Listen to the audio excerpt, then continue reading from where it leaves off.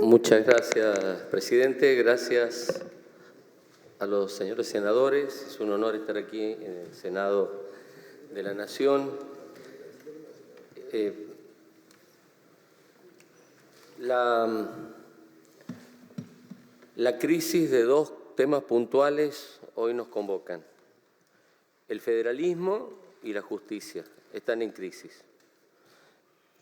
Yo, con respecto a, simplemente para agregar algunas consideraciones de nuestro proyecto en términos de lo que debe ser un pacto federal o un nuevo pacto federal que cumpla con lo que aquellas 14 provincias iniciales y los hombres que forjaron nuestra nación y que destaca nuestro preámbulo de la Constitución del 53, los representantes del pueblo de la nación argentina, reunidos por voluntad de las provincias que la componen.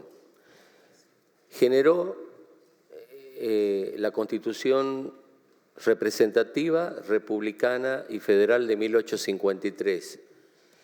Y en el marco de la República generó la justicia en su máximo organismo, que lo ha explicado muy bien el gobernador Rodríguez A., que fue teniendo a lo largo de la historia modificaciones en la propia historia jurídica del país.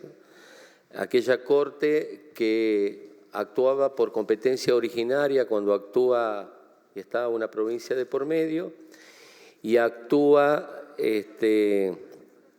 como último órgano en determinadas cuestiones que están planteadas en la competencia de la Corte, se fueron modificando por la jurisprudencia de la arbitrariedad. En primer lugar, la arbitrariedad generó que un instituto y una constitución, la del 53, que tuvo como base prácticamente la Constitución de los Estados Unidos de Norteamérica, en su basamento.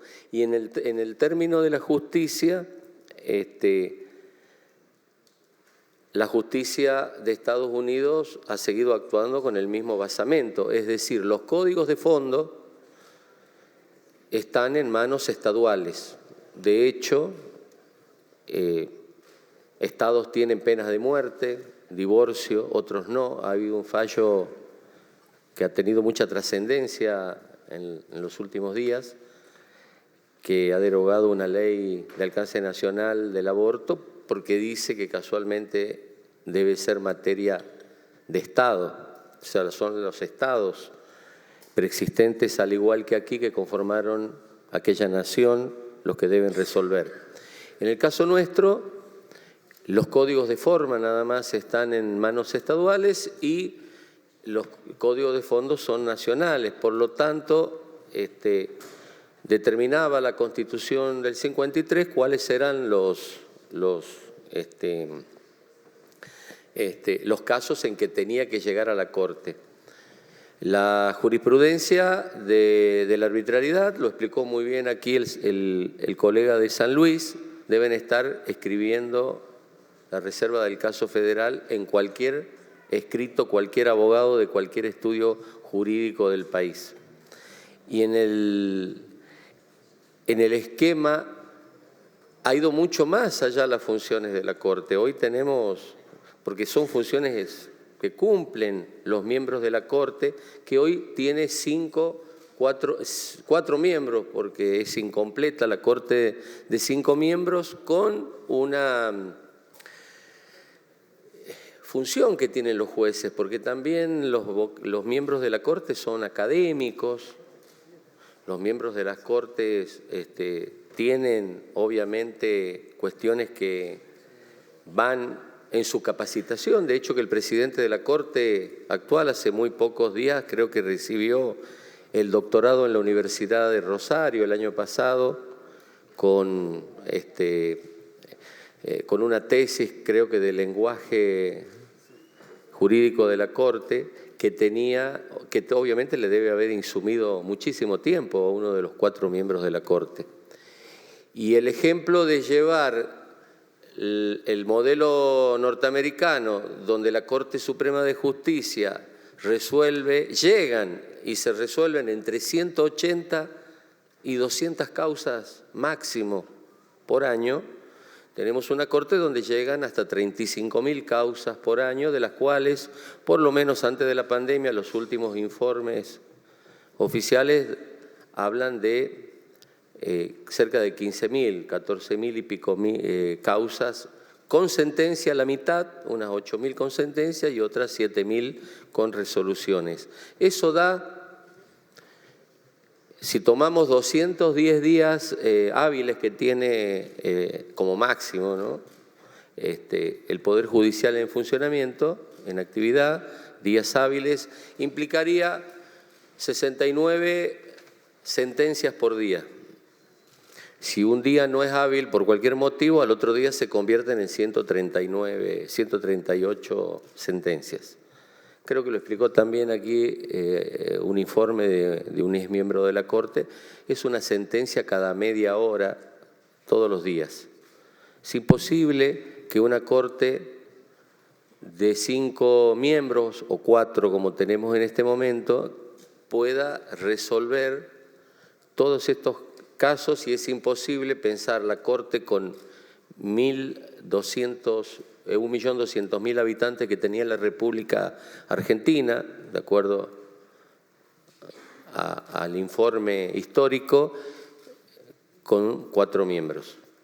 Esto nos lleva a la necesidad de una ampliación de la Corte, y aquí en el fundamento de este proyecto de ley tiene varios ejemplos de legislación comparada, que aquí se los ha mencionado y tiene también alguna discusión que podría ser tachada de inconstitucionalidad si se la debatiera en un proyecto de ley como este, que es la conformación de la Corte en términos de salas o especialidades, o la conformación de la Corte en términos de propuestas del Poder Ejecutivo de las 25 provincias.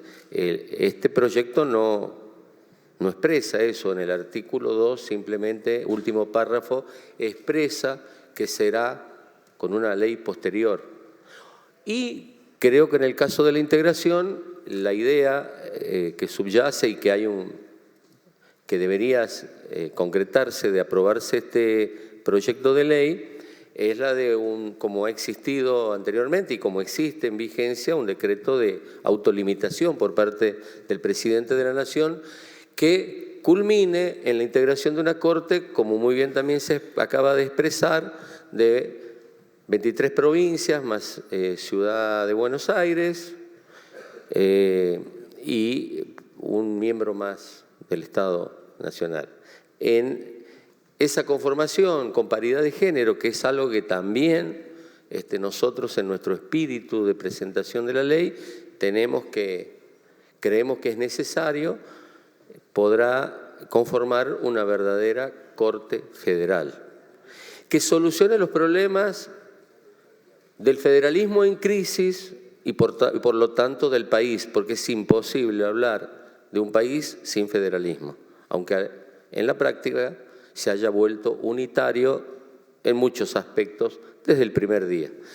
Pero la Corte Suprema también ha avanzado en otras cosas. El artículo 280 del Código Procesal Civil y Comercial, con la figura del certiorari, donde se aboca temas. La Corte tiene muchísimos temas.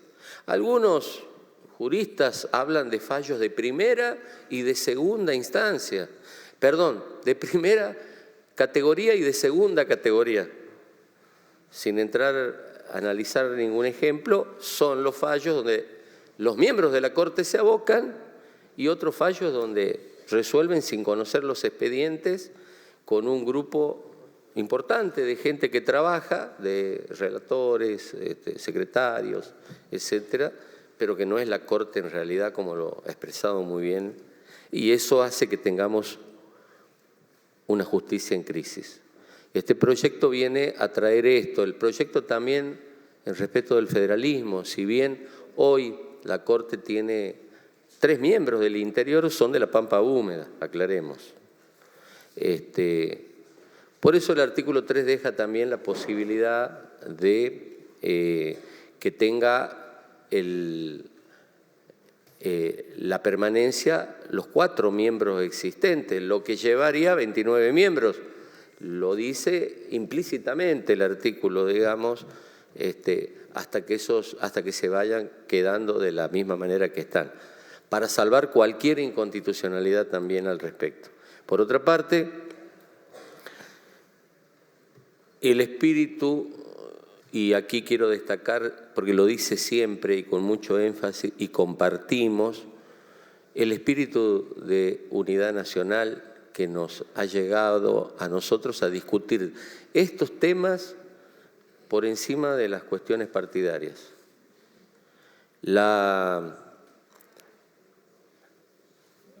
Llámese, usted está muy en boga históricamente el término Liga de Gobernadores, o sea, en 1835, digamos, la Liga Federal, a contraposición de la Liga Unitaria, que conformaron la Liga que llevó a la conformación del país. Y en muchas ocasiones estamos aquí, por eso estamos aquí los gobernadores.